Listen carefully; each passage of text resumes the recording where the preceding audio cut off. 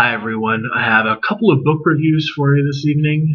I wanted to start off with one that I was actually really excited about finding. I found it, I think I showed it to you in a book haul a few months ago when I went to a library book sale and was really excited when I found it because you can never find this woman's writing. It seems most of it's out of print, I think.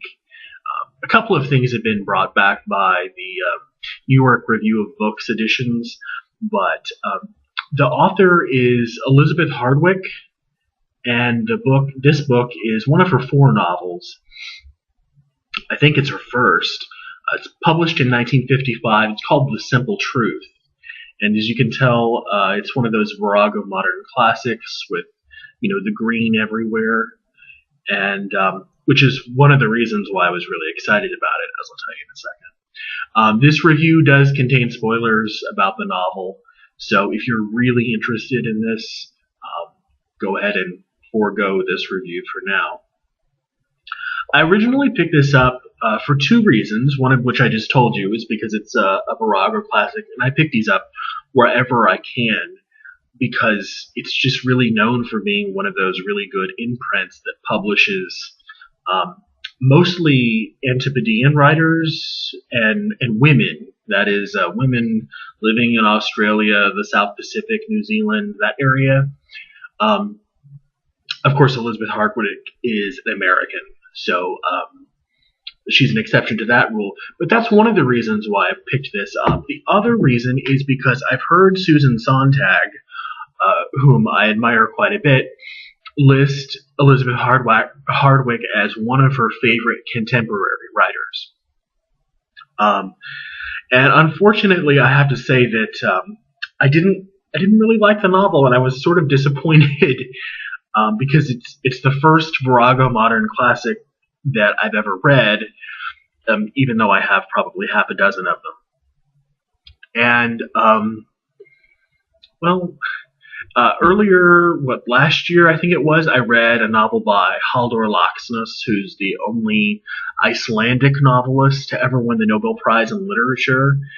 And I did that also on her recommendation and was equally disappointed. So I don't know what's going on with Susan Sontag. She needs to, well, it's hard to step it up when you're dead. But anyway, I might not be taking her recommendations as seriously from now on, even though her cultural criticism is superb. So what this novel does is it tells the story of two people. There's Joseph Parks, who is a well-to-do student from New York who has come to Iowa, which is where the novel is set, to study at a university.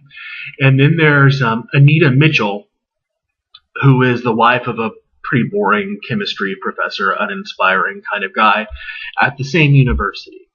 And these two characters, who would otherwise have absolutely nothing to do with one another, are actually brought together by the local sensationalized murder trial of a guy named Rudy Peck, who is another local student at the university who has been accused of killing his girlfriend. And even though it seems pretty clear from the evidence that Rudy has actually killed her, both Joseph and Anita are rabid partisans in defending him. Joseph, for reasons that he explicitly describes as Dreiserian, that is of or related to the novels of Dreiser. Sort of you get this idea of, at least Joseph Parks gets this idea of Peck as a latter-day kind of American tragedy, a male Jenny Gerhardt figure. And then Anita Mitchell, it's sort of vague, but she has sort of these psychological Freudian reasons that Hardwick never really fleshes out, which is one of the major failures of the novel. Much of the book consists of either courtroom testimony, which is all pretty bland and flat, which, I mean, courtroom testimony could have been, exciting. And it also has these extended dialogues between Anita and Joseph which try to in some way exculpate him from from his involvement in the murder. The possibility of riveting testimony could have salvaged this novel somehow by turning it into a true crime kind of book along the lines of In Cold Blood or something. But even these parts fall completely flat and lifeless onto the page. In the end, Rudy is found not guilty, which brings out the most repulsive snobbery in Anita.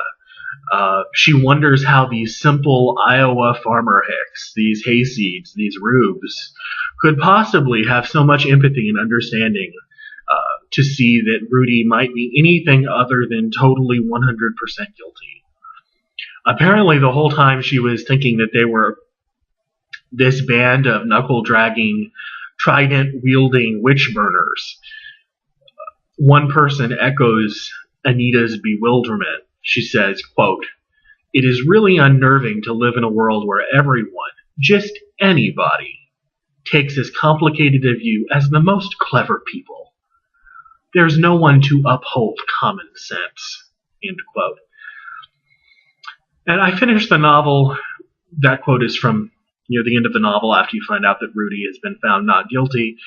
You finish the novel wondering if people can really be so provincial and can really think this about other large groups of people. But of course, the unpleasant fact of the matter is that they really can be. And perhaps that's part of Elizabeth Hardwick's point. There are fundamental questions that are never answered in the book anywhere. For example, why are Anita and Joseph, in small town, college town Iowa, interested in Peck's trial beyond the simple, flashy headlines? What drew them to him as a person more than they would be drawn to any other public spectacle? Something posing as a novel of ideas, which this book, I think, most certainly is trying to do, needs to answer those questions, because they remain not even tangentially addressed, making their sort of dogged attention to the trial seem sort of random and somewhat silly, like they're impish school children who have nothing better to occupy their time. Joseph and Anita are badly drawn characters. They never manage to fully become people, but instead remain contrivances to push Hardwick's plotting, sort of empty story along. Ironically, at least in my edition, again, this is the Virago Modern Classics edition, there is a really remarkably bright, intelligent, insightful afterword to this novel, which was written in 1987, about 30 years after it was published. It was published in 1955. It really smartly and clearly explains everything that she was trying to do with the book. And I felt like just screaming at the afterword saying, if only you could have written the whole thing as well as you wrote the afterword, this would have been a wonderful novel. But the novel is 200 pages and the afterword is 3. So I ended up giving this, and I almost never do this, 2 out of 5 stars. I almost never give anything fewer than 3 stars, but I gave this 2. So I didn't feel too bad about giving away the plot spoilers. So if you're interested, Elizabeth Hardwick's The Simple Truth. Admired by Susan Sontag, though I don't know why.